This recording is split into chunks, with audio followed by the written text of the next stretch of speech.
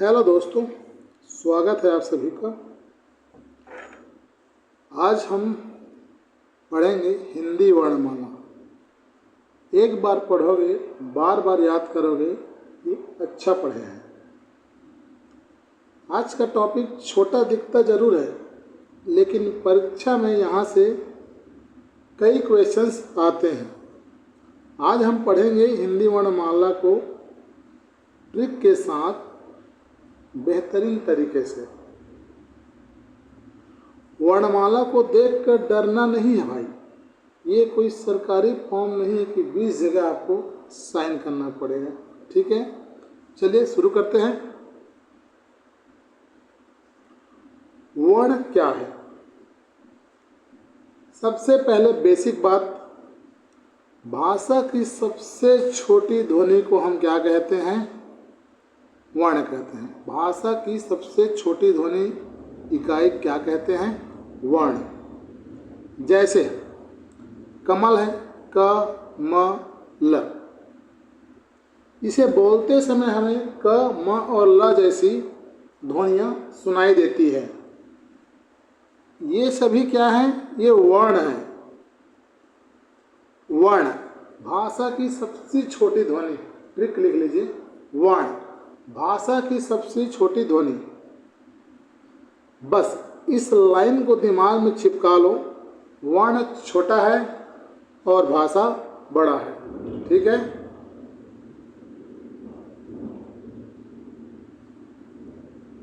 वर्णमाला।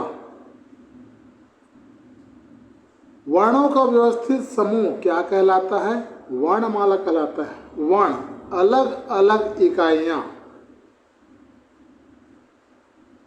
जैसे कि अभी हम लोग पढ़े कमल का क म, ये क्या है? ये वर्ण है। और जो कमल पढ़े वो क्या था? वो वर्णमाला था। वर्णों का क्रमबद्ध समूह क्या कहलाता है? वर्णमाला।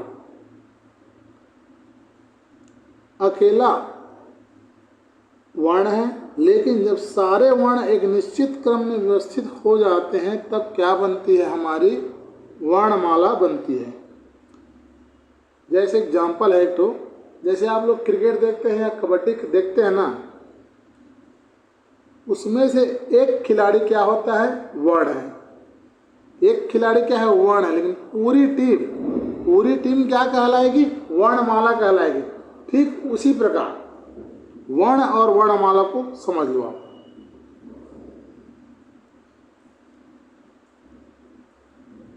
हिंदी वर्णमाला। अब पूरी वर्णमाला को दो बड़े परिवारों में हम लोग बांट देंगे। ठीक है, पहला परिवार हुआ स्वर का, दूसरा व्यंजन। स्वर अपने आप बोले जा सकते हैं। यह क्या होते हैं? स्वतंत्र होते हैं।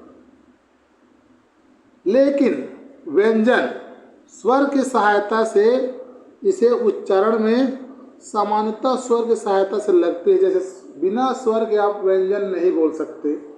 जैसे फॉर एग्जाम्पल के लिए का, ये क्या है? इसमें स्वर लगा हुआ है। स्वर क्या है इसमें? अ। ये आधा का ही क्या है? व्यंजन है। स्वर है सेल्फ डिपेंडेंट, मतलब स्वतंत्र है वो। व्यंजन को साथी चाहिए, यानी स्वर की क्या चाहिए? व्यंजन को सहायता चाहिए आगे बढ़ने के लिए। स्वर याद करने की सुपर ट्रिक, इसको पढ़ाऊं उससे पहले अगर वीडियो आप लोगों को पसंद आ रही हो तो अभी वीडियो को लाइक कीजिए और हमारे चैनल को सब्सक्राइब कीजिए। अब स्वर देखिए, अ आ, इसको जोड़ी में पढ़ते हैं, दो में। ठीक है, अ आ, इ ई, उ ऊ, री बस अकेला रह जाता है इसमें। ए आई, ओ औ, ये क्या हुआ? ये स्वर्ण है। इन्हें बोलने के लिए किसी दूसरे वर्ण की जरूरत नहीं होती। ठीक है, स्वर इतने आत्मनिर्भर है कि बोलने के लिए किसी की मदद नहीं लेते भाई लोग, है ना। स्वरों को एक लंबी लाइन की तरह मत रखिएगा, इन्हें आप हमेशा जोड़ी में ही पढ़िएगा। दो दो की जोड़ी और बीच में री महाराज अकेले। ठीक है,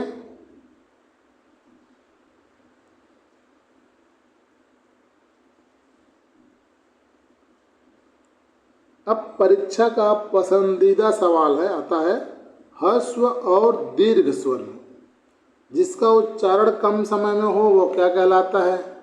ह्रस्व। और जिसका उच्चारण में अधिक समय लगे वह क्या कहलाता है? दीर्घ। छोटा उच्चारण ह्रस्व है, ठीक है, जैसे अ ई उ, इसमें कम समय लग रहा है। आ ई उ री, ये इसमें क्या है? इसमें ज़्यादा समय लग रहा है, तो ये क्या है? दीर्घ स्वर है, और ये क्या है? ह्रस्व स्वर है। स्वर जब व्यंजन के साथ आते हैं, मात्रा, यहाँ बहुत बच्चे फंसते हैं एग्जाम में। स्वर अकेला हो तो क्या है? आ, आ, ठीक है, लेकिन जब वही स्वर व्यंजन के साथ जुड़ता है तो उसका चिन्ह मात्रा कहलाता है। जैसे कि क में आ की मात्रा, ठीक है, क है, क में आ की मात्रा, ये व्यंजन है लेकिन आ की मात्रा जुड़ के क्या हो गया? का। इसमें से सिर्फ आ की मात्रा ही क्या है? स्वर है।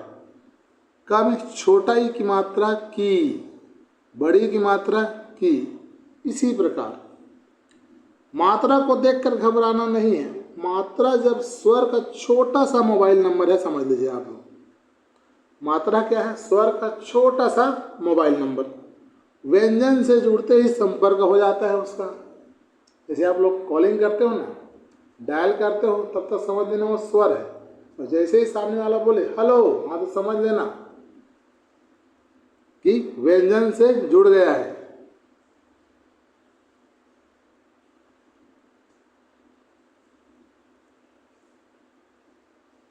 व्यंजन,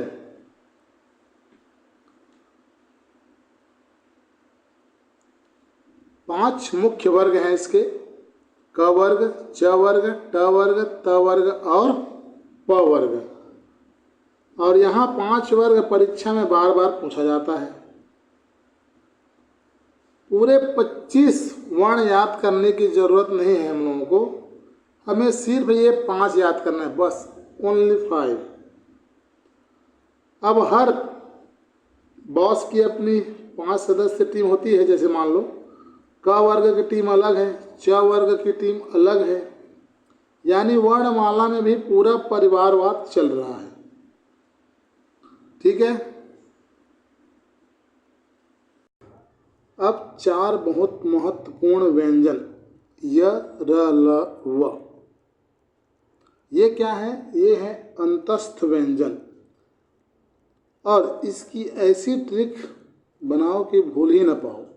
यार लाओ, क्या है? यार लाओ, इसकी ट्रिक है। ये सभी क्या है? अंतस्थ व्यंजन है। ऊष्म व्यंजन,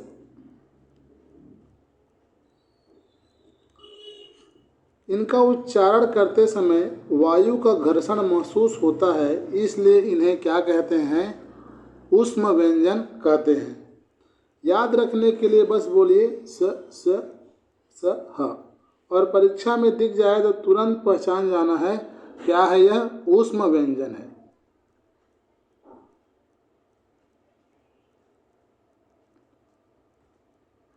संयुक्त व्यंजन, अब एक बहुत प्यारा ट्रैप क्वेश्चन, ठीक है।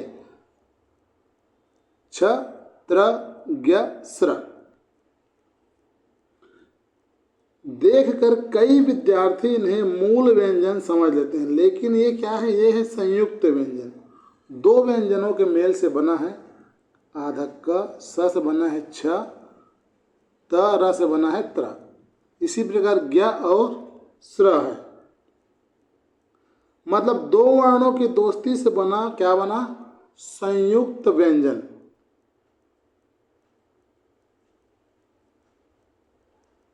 वर्ग और उच्चारण स्थान, क वर्ग उच्चारण स्थान क्या है? कंठ। च वर्ग जिसमें आते हैं च, छ, ज, झ, तालु। ट वर्ग मूर्धा, त वर्ग दांत और प वर्ग होंठ से उच्चारण होते हैं। बस पांचों को ऊपर से नीचे की तरफ शरीर में घुमाते हुए याद कर लीजिए।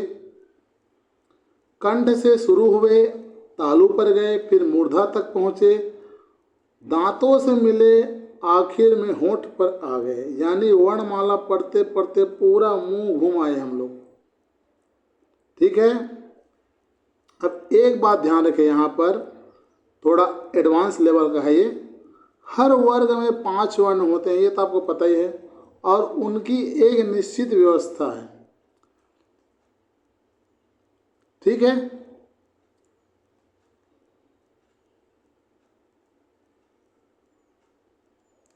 अनुनासिक,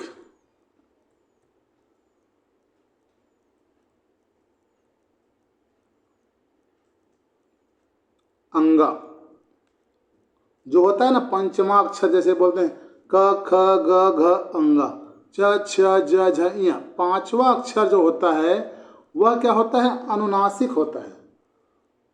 ठीक है। पांचों वर्ग के नाक वाले, जिसकी पढ़ते समय ऐसा लगता है जैसे नाक से कुछ निकल रहा है।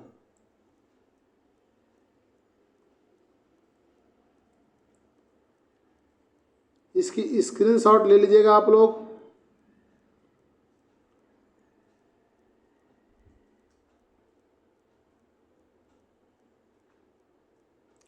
अगर वीडियो आप लोगों को अच्छी लगी होगी तो हमारे चैनल को लाइक कीजिएगा, शेयर कीजिएगा और सब्सक्राइब जरूर कीजिएगा।